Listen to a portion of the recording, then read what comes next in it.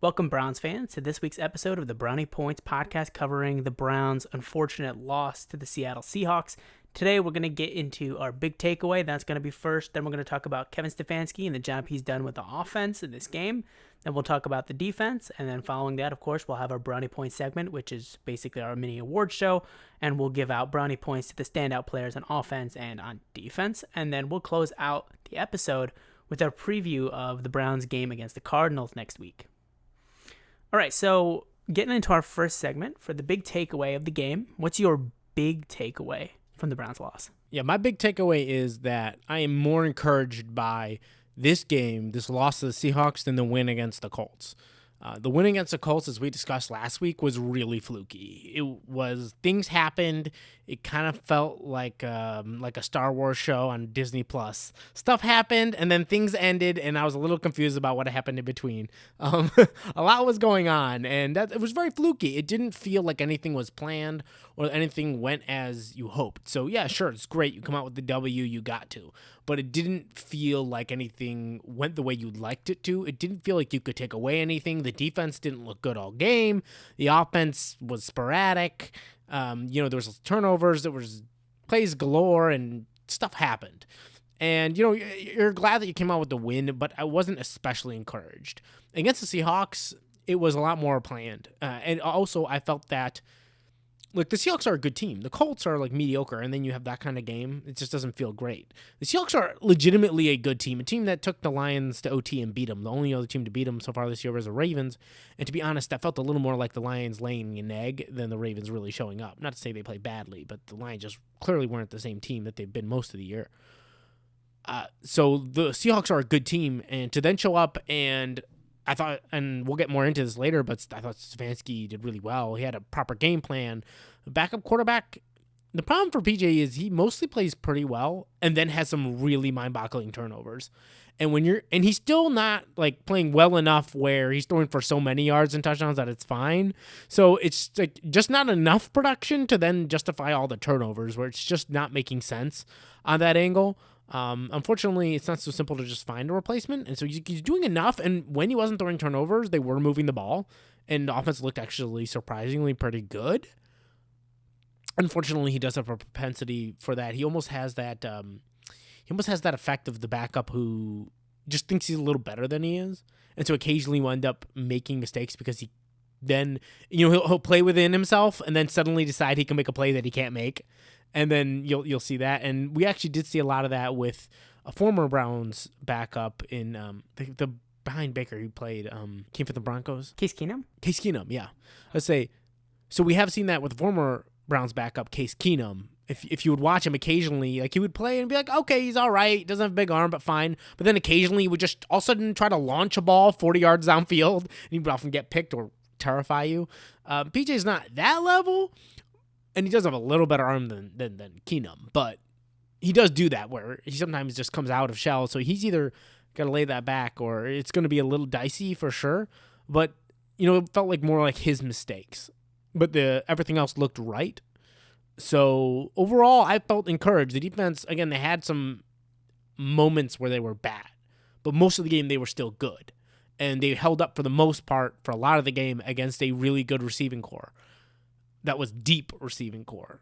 So overall, I actually felt encouraged. I felt like there was things to take forward that made me feel better about the season as a whole as opposed to a W with nothing behind it. So I felt like that was kind of a hollow win last week, whereas this was something that had real momentum. And since you're playing with a backup quarterback anyway, I felt more encouraged by this game than the win against Colts. Yeah, that's great insight over there. I definitely agree. I think PJ Walker had his best game as a Brown this season, and I think that credit goes to Kevin Stefanski. I think he put him in the best possible position for him to succeed, so credit to him on that one. For me, my big takeaway is the luck ran out. Last week, I predicted this game would be 27-24. I thought it was going to be close. I thought the defense was going to play a little bit better, and I thought the defense was going to ultimately give up a little bit more than they wanted to, which definitely happened at the very beginning of the game and at the very end of the game, which was costly for us. But what was also very costly was on that 3rd and 3 play by PJ Walker, got a little unlucky. The ball bopped off Jamal Adams' helmet. It's not like Jamal Adams grabbed that with his hands, right? That went off his helmet. Jamal had nothing to do with that. He just jumped in the air. It went off his helmet and they picked that ball. If he if that's just an incompletion, the Seahawks have to go the entire length of the field. And just judging how the Browns' defense played after that first quarter, they probably would have gotten the stop. So giving the Seahawks that short field position, it was a bit of a fluky play, but like I said, you can only have these types of plays go your way so many games in a row. We had a chip shot missed field goal from the Niners that helped us. We had a couple late calls that went our way against the Colts that helped us get that win. At a certain point, your luck's going to run out. And overall, though, the Browns were okay. The Browns had more overall yards. We had a better third down percentage. We had almost 15 more minutes as far as time of possession, so they managed that really well.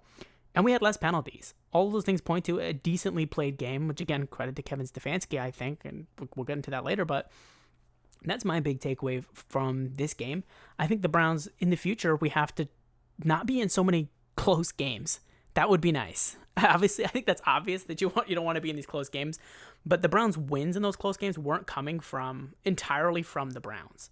So like if the Browns on each one of those plays were making a 75-yard touchdown drive and just scissored up the other team, moved right up the field and got our touchdown, I would feel differently than the way that we actually did get those wins, which, like I said, was like with a missed field goal. We had some penalties go our way to help us out. It wasn't purely the Browns just straight up beating the other team at the end of a game. So that's what I'm keeping my eye on moving forward. Can we either be the agents of our own success late in the game or not be in such a close game at the end of it? So that's how I feel about that. I don't know if you had any further comments before we transition on over to our Kevin Stefanski segment. That's more or less right. I think it is also a little tricky with a backup, or quite frankly, the way our offense has struggled as a whole this year. It's hard to not be in close games. I mean, yeah, exactly. Look, yeah, when you play with a backup quarterback like PJ Walker, that basically is your game plan, is to make it close so you have a shot at the end, right? So inevitably you are going to lose some of them, which is why I'm really glad we won the Niners game, because it gives you a little breathing room. It's a game you shouldn't have won, so you get the win. Gives you a little breathing room, despite the Niners definitely not playing as well. But you can't necessarily rely on Debo getting injured, but it did happen, so things change from there. We'll see if Deshaun Watson comes back next week. But for now, let's talk about Kevin Stefanski, because we both felt like Kevin actually is getting some unfair criticism. I don't know how much this criticism really is, but I think Kevin Stefanski coached maybe his best game of the season. Yeah, and it's box score punditry. It's very common.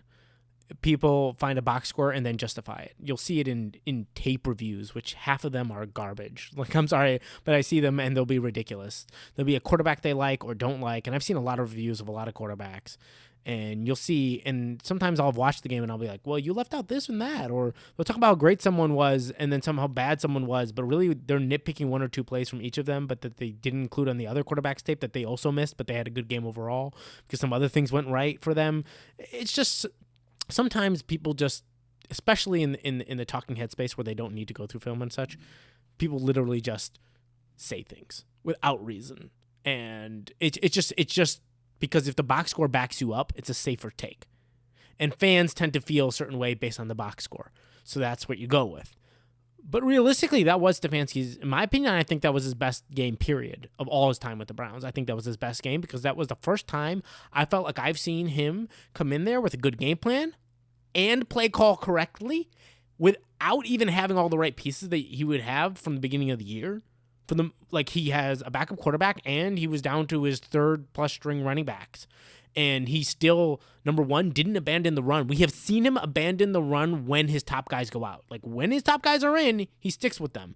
But when Hunt was out in the previous year, remember, when Chubb was out and Hunt was playing, but he had limited snaps, he basically against the Cardinals in like 2021, and he just abandoned the run. And the whole time Ernest Johnson was there. But until the Broncos game, and he was forced to use him, he didn't. So we've seen him have issues with just accessing guys. When Hunt was injured, he wouldn't use Johnson much. He just went straight Chubb. Like, it just felt like he didn't adjust. This time he used Pierre Strong a fair amount instead of even just relying on Hunt, and that was a good move. So seeing him just actually use guys and not be afraid to do that, and using Njoku more, which is something we were talking about, using him more, and he did, and Njoku helped. He really did. And going ahead and just calling plays right, and I am so proud that he called that 3rd and 3 a pass play. I hate that people are criticizing it. It's what you do. It's revisionist history when you come back there and say, oh, how dare he. No, he played to win. He didn't play not to lose. We've played not to lose so many times, and I've seen so many teams lose that way. You can't predict your guy's going to throw a pick. It was a 3rd and 3. He schemed up a play with open receivers. It just didn't work out. That happens. Every play could not work out. We were only up a field goal. Could very easily have happened that we get stuffed on a 3rd and 3 because we weren't dominating in the run game. It was solid. It wasn't dominant. And then they get the ball back and come in and tie it and win in overtime, and we're all yelling, why don't you play to win? If you keep the ball, it's over. It's so easy to look back and say that it's your fault, but I am proud of him because I have seen him play not to lose so many times. I'm so proud that in a big moment, he coached his way up to a team that is good with backups and then played to win. That was a really good game plan and had good play calling. He did not lose himself in the play calling like I've seen him do so many times. He looked like a play caller out there, not just a head coach trying to manage everything. So I'm actually really proud of his play calling performance. I'm proud of what he did. I'm proud of some actual adjustments that were noticeable and well made. So I mean, hand off to Stefanski. He put together a game plan and play calling that had a team playing well above their level, up to the level, without relying on the defense, actually playing up to the level of the Seahawks, a much better team with health included. So I mean, hands up to him. I thought he did really good. Yeah, I completely agree with you. I've generally been more of a supporter of Kevin Stefanski than you have. You've been more critical of him in the past than I have. However, I did start to get more critical of him coming into this year. Towards the end of last year, I was like, hey, we could be doing a little bit more. He could be doing better. But this game, I was really impressed. I think he really put PJ Walker in position to actually succeed. And I agree with you. Going for that pass, I think, was the right decision. I don't think they should have run that ball. Like you said, they weren't dominating in that game. You can't make every play assuming that you're going to throw a pick and give the other team like bad field possession. And additionally, again, it was a fluky type of pick. It's not like he just, it's not like he gave him a really complicated set of reads, and because of that, PJ Walker broke down and just threw it right into the defender's hands, right? He made the pass and it bounced off the guy's helmet. It's a fluky play. That kind of thing happens. It's bad luck. That's really what it is. It's bad luck. But the decision itself was the right decision to throw that ball. Like you said, like play to win. Play to win. It's so frustrating. It's even more frustrating to watch when your team plays not to lose and then they lose the game. There's nothing worse than that. I don't mind losing when you play to win. So that for me, I do think that was Kevin Stefanski's best game this year. You say like of his whole time as Browns coach. I don't know about that, but for sure this year, I think that was his best game just by putting players in the best position to succeed. The play calling was good. There was a great mix of plays between the runs, the passes, the trick plays, and not all of the trick plays work, but it's important to have those plays in there, especially with a backup quarterback, because even if you do a trick play and it doesn't work, if you give that defender that extra 0.3 seconds of hesitation on the next play, that gives PJ Walker another 0.3 seconds to process, and that's usually where backup quarterbacks fall behind as far as the guys who are starting in front of them. Often they're fairly physically talented people. Like, they're in the NFL. They can throw the ball around. They can move around on their legs for the most part. Where they tend to really struggle is in the reads and those things. So giving anything you can do to get your quarterback a little bit extra time, make that defense hesitate just a little bit more, can make all the difference. And I think you saw, based the way that they complemented him with those run games and with those special plays and trick plays, when PJ Walker was throwing, he looked the best that he's been for those reasons, I think. And Kevin Stefanski did a great job scheming guys open and then giving him reads that were simpler to make. And PJ Walker made them for the most part. Again, we had those picks. We have got to start winning the turnover battle, because the Browns have been losing the turnover battle every single. You probably saw that graphic during the game where they popped up where the Browns are one of the worst teams in the leagues when it comes to turnover differential, and we're really feeling it. In these close games, those turnovers are everything. Everything. You can't have that. Like, in this system where you're playing your backup quarterback, you're game planning to have a close game and try to win it at the end, you can't have the turnovers in that game plan. It doesn't work. We got a little lucky again in previous weeks. I keep saying it, but I think it's true. And this week, we didn't get lucky, and we couldn't pull it out. So, a good game coach from Kevin Stefanski, but there's a lot to look forward to, I think, going forward. And to clarify, the reason why I said it's his best game is, number one, it was really, really well thought out. But first of all, I think it included the best play calling I've seen from him. So I include that. He's had better game plans, but I felt like it was all game planning, not play calling, and he mixed the two. But also, again, he's always struggled with adjustment. And we have a quarterback that was not on the roster at the beginning of the season. PJ Walker was not included in the game plan at all. It all came down after bye week planning. None of it was pregame. And third string running back. So when you're playing with both of those, I think he deserves an extra hand for that. And yeah, I've been extremely critical of him, and I was very critical of him after 2020. Like, and everybody was praising him, and I was saying, look, I hope he grows, but I have real concerns because of his lack of adjustments. But I'm coming out here and defending him, all the way. Like, I'm coming out all the way in his defense because I'm not just doing box score punditry. Like, I really think he did a great job. So it means all the more, like, because I have been very critical of him, and even when he was getting all the praise. And I think he deserves it this time. If he's really going to show this growth, it's worth don't back down just yet. And the Browns have overall played quite well with the way things have gone outside of Stefanski's control. I think he's actually done a good job, and the Browns have actually come out better than expected. Yeah, all things considered, like considering the situation that we're in, I think it's been good. And if Kevin Stefanski coaches like this with Deshaun Watson next week, I think we can have a lot to look forward to. I think it could be a really fun game, assuming Deshaun Watson figures out whatever the hell's going on. Again, every single week we have this conversation. Everybody's like, if Deshaun Watson's back, which it seems like he's fine, but we don't really know because nobody tells us anything. Nobody has any idea what's going on. And every single week it seems like, hey, the trainers are like, yeah, he's good. Coach like, yeah, he's good. All the medical situation says, yeah, he's good. And Deshaun's like, eh. And then every week how is it that he doesn't play for 3 weeks in a row, that he's questionable right up until like the day before the game, and then he can't play. Okay, so if it was that close that week, why didn't he play the next week?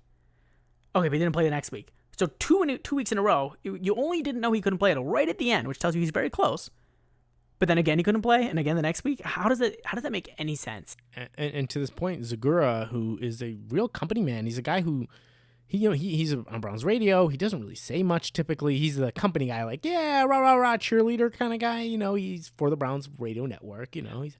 He was saying that people in the organization have concerns about Watson. For him to say something like that means something. Like, a lot of guys will say that, but Zagura doesn't.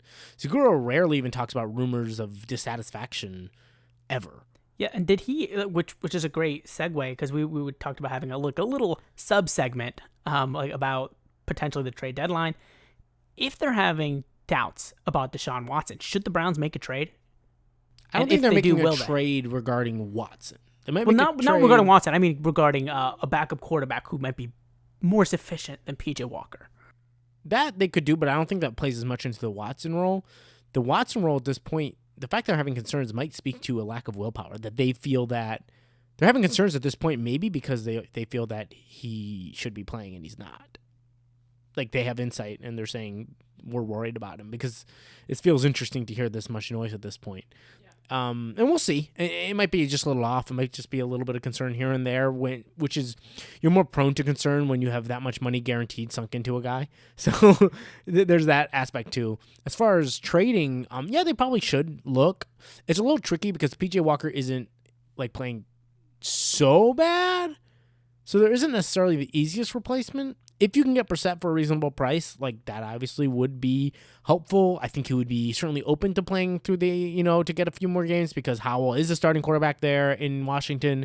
He is not getting snaps, so he figures, hey, if I can at least play even 2 or 3 games, it helps put some tape on for next year. It's better than just having sat the whole year. He knows the offense. He knows Stefanski's offense, so it's a smooth fit. It's much quicker integration, which is very big, obviously, for a midseason move. Obviously, if you can get Brissett without giving up too much, that's the move. But outside of that, it gets dicey because, the Steelers have had some injury issues, and that's in division. And then you look at Heineke is now getting starting time for the Falcons. They benched Ritter. So, if it would have been last week, maybe they're feeling kind of good about Ritter. For a bit after the Bucs game, maybe you could have swung a trade for Heineke, who's actually might have been a nice upgrade. He's actually pretty solid. But since they felt terrible about him and benched him, it's less likely they're willing to move on from a Heineke. I'm not sure I really see a backup that's a clear option outside of Brissett. Yeah, I agree with you. That's basically my thoughts as well. Like, if you can swing something that makes sense, like a 5th-round pick or something like that for Jacoby Brissett, I'd make that move. The quarterback's important, and you'd hope that if Jacoby just helps get you into the playoffs, Deshaun would be good at least by then, and then you can make it work, right? But I just don't really see a trade really happening. I think Andrew Berry looks at the defense, and I think we look at the defense and think overall we've been good. Like, the whole game against the Colts was fairly poor, but against the Seahawks, again, 24 points isn't great. But the truth is, it was really outside of the first quarter, they were good. They were a good defense.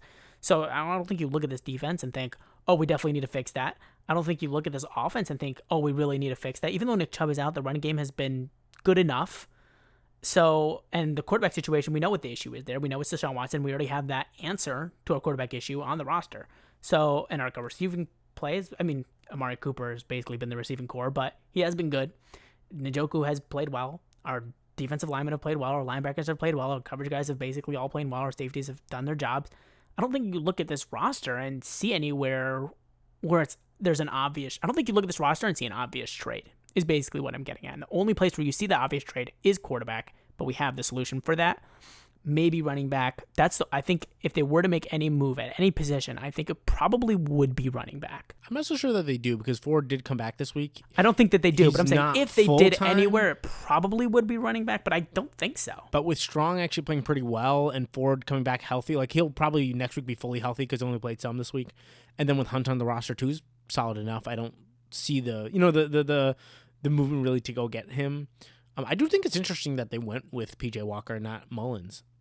He played pretty well actually for the Browns just recently. So I thought that was interesting. They didn't go to him, but they didn't. And, there isn't really a backup quarterback who's yelling at you, especially with Kirk Cousins getting injured. He tore his Achilles, unfortunately, this week. Kirk Cousins? Yes. I did not catch that. He did. And I know this because I had a 4-leg parlay for him to get 275 yards. He got injured with 274. Are you serious? With 11 minutes in the fourth quarter. Oh, my God. Which obviously does not overshadow the man tearing his Achilles. I love Kirk Cousins. Like, you just can't help but like the guy. He's so likable. Yeah. And it kind of sucks, but that's the cruelty of football sometimes. Yeah. Like, moving on from that, like, into our defense. How did you feel about this defense from this game? For me, like I said, they gave up 70 points in that first quarter. That was bad. And it looked like, oh, this is going to be another Colts game. As that first quarter was ending, I started thinking to myself, because I'm always thinking about like what segments are we going to be talking about, what is there to discuss, in the show. And when I was watching that first quarter, I was thinking we got to have a segment about, are the Browns still an elite defense? And I think that they are slipping a little bit as far as being considered an elite defense. I think they're still a great defense, but I do think having a first quarter like that does preclude you from the elite of the elite number one type of claim.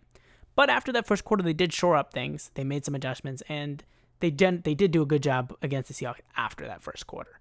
So my overall feelings on the defense was pretty good, but we've seen this in other games too. We need to be better on that first drive and that last drive. We really need to fix that. Well, what's interesting about this game for the defense is it kind of felt like a microcosm for the defense the whole season. There are times when you feel really good, and then there are times when they look kind of awful. And it just kind of felt like the whole season, but just in one game. Unfortunately, where you'd like to see a great defense step up is in the last drive, in that last moment, and you need that one stop. And that's when you like to see them come up big. Certainly stop them at field goal and not give up the touchdown, because then you still have a shot in overtime. So for that to happen, that was disappointing. Like, I thought at least they would, stop them in field goal range. They wouldn't give up the touchdown. It was a short field, though. Relatively. But they did end up going the whole way. Right. If they'd given up a field goal, that's what I was saying. One thing, right? Like, they got about the 40-yard, like 40, 45, their own 45. But that's really good field goal range. It's really good position and very good for field goal range. They only need to go another 20 yards or so. So if they had gotten there, I would have forgiven them. But I do think that a great defense stops the touchdown. Yeah. That's why I think that the Browns have slipped. I think prior to that Colts game, they were talked about as the number one defense. I think they've unquestionably slipped off of that. I think the Cowboys defense might have overtaken them. Maybe. They played a really good game. And they played really well outside of that one game. They really only had one bad game from this Cowboys defense. And like even a lot of the points against the Rams were given up only after they were up by an astronomical amount. So I do think there's them. The Chiefs defense has played really well this year, actually. They lost this game, but it wasn't because of the defense. It's because their offense just randomly had an off game.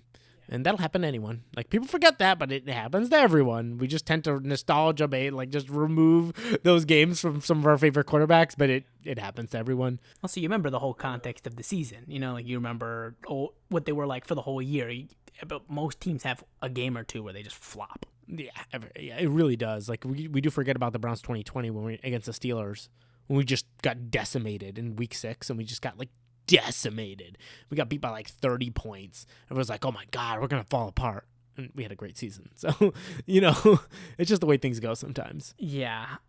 Like for me, it's kind of all my thoughts about this defense, to be honest. I was expecting to have more to take away, more to discuss, more to get at. But after that first quarter, again, they shored things up without anybody really sticking out as being unbelievable. Like we'll talk about more about the individual standouts when we get into their Brownie Point segment. But there was no game wrecking from Myles Garrett. Maurice Hurst was overall good, but he wasn't like, you don't look at him as a game wrecker in that one. He wasn't getting sacks or QB hurries or pressures really like that. So, like for me, I don't really have much else to say about this defense. How about you? That's about it. It just feels kind of inconclusive. It didn't feel better or worse. Like, it wasn't a terrible game. It just, like I said, like, there were moments that were really good, and then there were moments where they were pretty bad. It just felt, again, like a kind of a microcosm of the season so far. And you just didn't feel like there was any conclusive takeaways from this. Yeah, like the pass coverage wasn't great, but it wasn't horrible. The only thing you're starting to feel is inconsistency. Yes. And that is a little worrying. Like, you'd like to see a little more consistency, especially because, unfortunately, we need it. Yeah. I think that, if Deshaun comes in and we end up with a dynamic offense, which is certainly possible with a player like Deshaun Watson in there, a dynamic or semi-dynamic offense, having an inconsistent defense can almost work in your favor, more so than like a slightly worse but consistent. That can work in your favor because, obviously you're scoring more of your possessions, so having those big defensive stands, those big defensive plays or runs is kind of all you really need. So, we got to see. So much of this, of all these like last few games, it feels like we're in limbo. Like we're just kind of in between, just waiting for everything to fall into place. We're waiting for Deshaun to get back so we can see what this offense really looks like, and we keep not getting to see it. But yeah, those are my thoughts on the defense. Let's move into our Brownie Points segment. If you're a first-time listener, we're going to give out Brownie Points, which is our award system to the best standout players on offense and to the standout players on defense. So we're going to give out 3 Brownie Points, 2 Brownie Points, and 1 Brownie Point on offense, and then the same thing on defense. 3 Brownie Points goes to the best, 1 Brownie Point goes to, not the worst, but the third of the best standout players. At 3 Brownie Points, starting with the offense, who do you have? So I think we have the same, and he's my favorite player in this offense this season so far. I've been yelling about him for a long time. David Njoku.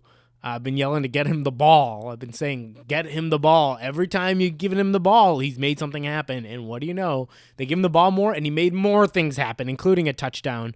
It feels like you're always getting, it's kind of like wins above replacement with a baseball player where you're looking like, are you getting more? And with Njoku, just feels like you're always getting more out of the play, even after the catch. Like after the catch, I always feel like you're getting more out of him than like 80% of players in the league. After every single catch, he's getting more than 80% of them are going to get. And that's just consistent with him. It's just all the time, and he's always getting more out of the plays. He's good on the screens. He's good running routes. He's good. He keeps making plays, and it just always feels like he's maximizing whatever opportunities he's given. And it was just really great to see him work and do what he did. And so, David Njoku gets it because he played really well and because his effort shows, and again, maximizing his opportunities. Yeah, I agree. On the same page here. I just want to add in, he had 4 grabs, 77 yards, and a touchdown. And like you said, he maximized everything that he's been given, which is why we've been shouting for him to get more. In previous games, we're saying, hey, every time he touches this ball, he's doing more. He's a guy that maximizes his possessions, his grabs, his opportunities, and he did that again. I think he was the best offensive player for the Cleveland Browns, so we both agree on that. 3 Brownie Points for David Njoku. At 2 Brownie Points, though, I have Amari Cooper. I briefly sort of considered Amari Cooper at 3 Brownie Points, but I ended up having him at 2. He had 6 grabs, 89 yards. He did have that drop, but he made up for it like almost immediately after with that great sideline grabby that he had. I love those plays. That really shows like why Amari Cooper is a number 1 receiver. Be nice if we had any other receivers on the roster even, because sometimes you forget that there's anyone even there, except for Elijah Moore occasionally gets the ball. But another good game from Amari Cooper. Amari Cooper's been the most consistent, best producer, I think, when it comes to the receiving game. And David Njoku might even have been up there if he was targeted as much, if he got as much opportunities. But another good game from Amari Cooper. it's kind of started to feel like a Chiefs offense with Tyreek Hill and Travis Kelce. Not to say they're quite that level, but at that level of like we got one really, really good receivers doing things and one tight end who's doing things, and then people. Yeah, I would like to see this receiving core get What more happened to dynamic. DPJ? I don't know. It feels like he's injured. it feels like He's not, but it feels like it. Yeah, I don't remember him even showing up on the field even once. Like, did he even catch a ball all year? I don't even know. I think like, a few times. If he caught a ball all year, I would surprise me. Like, he probably has. But, like, off the top of my head, I can't recall a single catch that he's had. Versus, like, I can do that for Amari Cooper and Elijah Moore. But when it comes to him, I don't even, like, I have no recollection of that. Weird. It's a complete blank slate. I don't know We'll say what's going on. Moore's been playing better the last couple games. He has been. I think he's settling in. But if the Browns, I forgot to mention this when we're talking about our trades. I think if the Browns do make a trade, it could come at receiver. Because I think they might look to either put a little fire under the DPJ or straight up replace him, because maybe this is on DPJ. We don't really know exactly. Who do you got? Who do you have at 2 brownie points? Did you have Amari Cooper? Yeah, I did. I had Amari Cooper because he's Amari Cooper, and there's only so much he's going to drop. And he shows it, and he's very consistent, and I love his route running, and that is why he's so valuable, is because he gets open. Like, he gets open, and he makes plays on it, and he also gets open. Like, he runs his route so perfectly. He's Olave is always reminding me of him coming out of the draft, because that's what he does. He gets open, and he makes the job easier for your quarterback, and that's why he has consistent performances even when the quarterback play is not spectacular. And that's what he shows over and over again. You got backups coming in, and he's still putting up great plays. He put up 89 yards receiving this week. He's just consistent, and he's good, and he showed it again, and it feels like, kind of like he's the Chubb of the receivers, and it gets repetitive a little bit, but he deserves it, and he, once again, was really, really good and made the job easier for PJ Walker, so I like that. I did like the Elijah Moore at least making a couple of plays, but definitely not brownie point worthy. Yeah. And who do you got at 1 brownie point? At 1 brownie point, I have Pierre Strong. He actually had a really nice game. It wasn't spectacular, but he put up 4.1 yards. A carry made sure that whenever he got the ball, the offense stayed on schedule. A lot of solid runs. Not falling behind, because you don't always need the best run game. But the reason I always got frustrated in the past when we didn't use Ernest Johnson, for example, was that you don't always need the best, but when you don't have a run game, it really hurts your team, especially with a backup quarterback or whatever situation. It really hurts. It makes you one-dimensional. So if you can get 3+ yards of carry, go do it. And him getting 4 yards of carry kept the run game a consistent threat, and throw on top of that a 41-yard reception. And I do feel like it was a really nice, basically, debut for him. He didn't really do much before this. This was more or less his debut. So really good to see him step up and make his presence felt. Yeah, I think Pierre Strong, obviously played his best game as a Brown. He also got the most opportunities that he's had as a Brown, but he played very well. He played with intelligence, and he ran really nice. Like, wasn't top end speed, but ran with enough speed. It wasn't crazy amount of strength, but ran with enough strength. But I really liked his patience when he got the ball. I thought he was smart about picking his spots and making those runs. And I was going in between Pierre Strong and Kareem Hunt for that 1 brownie point spot. I ended up sliding it over to Kareem Hunt just to give him a little greater credit for that touchdown run that he had. Kareem Hunt was also played similar to Pierre Strong. Similar praise that I have for Kareem Hunt, but it's not really news for Kareem Hunt. Kareem Hunt has generally been, he'll pick his hole, he'll pick it quick, he'll pick his hole, and he'll hit that hole hard. That's how Kareem Hunt plays. Speed and power once he makes his decision. He did that again in this game, and he did that well. So I'm pleased with how Kareem Hunt played. I think that was nice. It was interesting how they used Jerome Ford, because I thought he just wasn't going to play because he didn't show up, and then all of a sudden at the end he just showed up. So I don't know what was going on there, but I think we have a really nice running back trio here that by committee, they're getting the job done. And they went for over 100 yards if you include Ford in there, which is regular running backs running the ball. We beat the Seahawks in the rushing yard. Just on a side note, just kind of a tangent here, but talking about running hard, but I was just reminded of Isaiah Pacheco, because you ever watch him run? No. For the Chiefs? I know who you're talking about. But he runs really hard, but he runs with his knees running up and his arms flailing, and he kind of reminds me of when you're watching middle school football and there's that one kid who's not quite as good, but he runs with all his heart and you root for him. He's quite good, though. He's more talented, but that's what he reminds me of. So my heart is always filling up whenever he runs. Like, go, buddy, you can do it. Yeah, no, I can do it. Yeah, I know what you mean.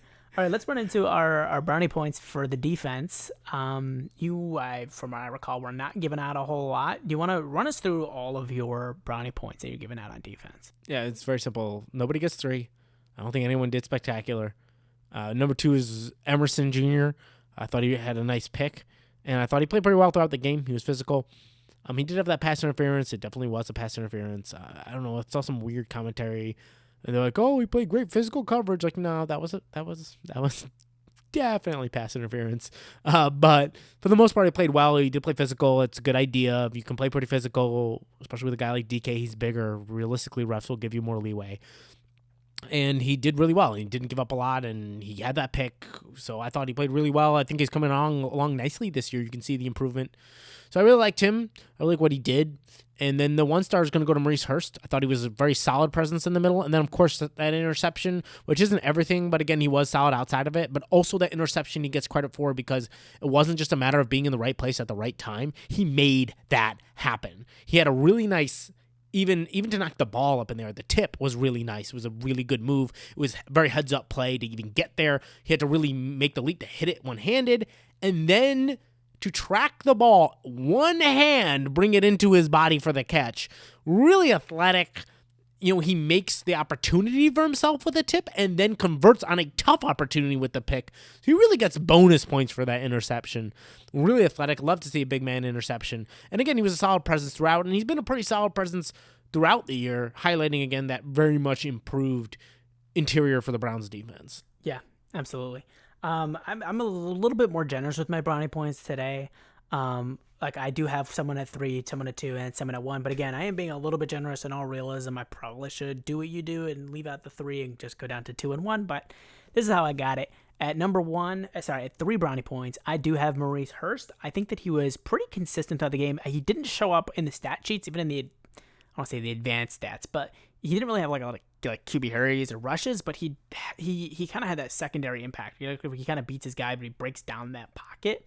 So I think he just played well overall. And like you said, that interception for usually when defensive linemen get an interception, the ball just basically falls into their hands. But that was not the case for Maurice Hurst. He made that happen. He manifested that interception. He went out and he got it. So I think you have to give Maurice Hurst credit for that interception. So I am going to give him 3 brownie points for that one. He also had, just a side note, 92 grade from PFF, 92, which puts him number 1 for the Browns, obviously, offense and defense, and I think 8th overall, I believe, for the entire NFL when it comes to, I don't remember if it was defenders or defensive linemen, probably defensive linemen, but a nice game from him. At 2 brownie points, I have MJ Emerson. I was pretty impressed with him this game. We've talked about him a little bit in the past. He's a tough physical corner, which is why I liked him being on DK for a lot of the game. He wasn't like shadowing him the whole game, but he was covering him on a lot of plays, and I think he did overall a nice job. DK did come out with, let's see, I got it written down here. DK came out with 5 grabs and 70 yards, which is not nothing, but just to contextualize a little bit, first of all, DK is a really good receiver, so there's only so much you're going to do. MJ is still a rookie. But he kept him from dominating. He kept DK from completely destroying us. DK ended up catching 35% of his balls, which is significantly below what he usually does. DK in all the other games that I was looking at, he was usually at 100%, 60, 80, something like that. And he had one other game where he was at 45%. So holding him to a 35% catch rate is his worst performance as far as catch rate goes of the year. So yes, 4 or 5 grabs, 70 yards is still a decent performance, but overall, I think contextualizing everything, he did a really solid job on him, and he showed some of that potential that we really liked from him, and I liked how he utilized his strength and toughness at the cornerback position to his advantage to guard somebody big, tough, and strong like DK Metcalf. So I like that. And then at 1 brownie point, it's a little bit of a charity, but I'm giving this one to Myles Garrett, because he didn't do like really anything all game. He had like no QB hurries, like no QB rushes, no hits, no nothing. But that 1 sack, the timing of that sack was impeccable. They were talking the whole game about how that Myles Garrett isn't doing anything, and then he had the timeliness of that sack to bring them out of field goal range was huge. Preserving the Browns lead was really crucial, and I think had PJ Walker completed that pass, we would have looked back at that sack as maybe sealing the game for the Browns. But also to my point, I feel like when I talk about him being a slight bit overrated, that's why. Because he'll do nothing in some games, not all the games, but in some games, he'll do nothing, come up with one big play when it matters, and get more praise than he deserves. Not that he doesn't deserve praise for coming up with that play when you talk again about top two. Yeah, absolutely. Yeah. So that's just my opinion. Yeah, the stats do show that it's a valid criticism. But we're going to wrap up that segment here, and let's preview the game against the Cardinals next week. What do you expect to see from that game? Well, I mean, I just want to see a get-right game from this defense, for one thing. I mean, Dodds plays okay, but they don't have a great run game right now. James Conner's still out on IR, so he can't even come back till the week after this week. So because of that, they don't have the craziest. It's just DeMarcado and Keontae Ingram. None of them are playing that great. It's just, I want to see the defense get right. Like, you should be able to make them a one-dimensional team. And in that case, Dobbs is okay, but he's not that great. You are used to him. You know what he wants to do. I know he knows you a little bit too, but considering he's playing one-dimensional, not the craziest talent, you're a very talented defense, you should be able to step up and make them one-dimensional and take advantage of that. I would like to see this defense get right and just have like a complete game performance, because if you want to be a really good defense, this is the kind of game when you do that. And from the offensive side, yeah, like the Cardinals' defense is all right, but nothing special. So let's see just a solid performance where, like, if you take them lightly, they're a plucky team. They're a team that plays with heart. That isn't terrible. So if you come in there and play lackadaisical, like, it will bite you. Like, most teams are going to beat you at some point if you do that in the NFL, and Cardinals are certainly landing in that category. But as long as you take them seriously, you should. And honestly, the Browns should anyway, because I think they need a good mojo game. Like, even a lot of the game wins they've been getting haven't felt in control. It would be really good, I think, for this team to have a game where you're just consistent, you're in control of the game, you just rack up points. Maybe not touchdown after touchdown after touchdown, but points after points after points, and just start pulling away throughout the game. So that's what I would like to see from them, and I think it's something they should be able to accomplish this week. Yeah, absolutely. The Browns should be able to dominate the Cardinals, and that's my prediction. I'm looking for them to assert their strength over the Cardinals. In this game, I think the Browns pull off this win 27-16 or 15. I actually have 23-10. 23-10. Okay, not bad. Oh, what did I say? I said 16, yeah? I said 27-16? Yeah. 27-13, I meant to say. 16 is a weird number. 27-13. I think the Browns win this game significantly. I don't know, again, if Deshaun's going to be in there. If it's PJ instead of Deshaun, I'll bring the Browns scoring to probably more like 21, but assuming Deshaun plays, that's why I'm betting he doesn't play. Just because that's just what it's felt like being. Yeah, and if he doesn't, who knows what's going on with that. But thank you for sticking with us today throughout this episode. It's a bit of a longer one, but we appreciate you listening, and we'll see you next week. See you next week.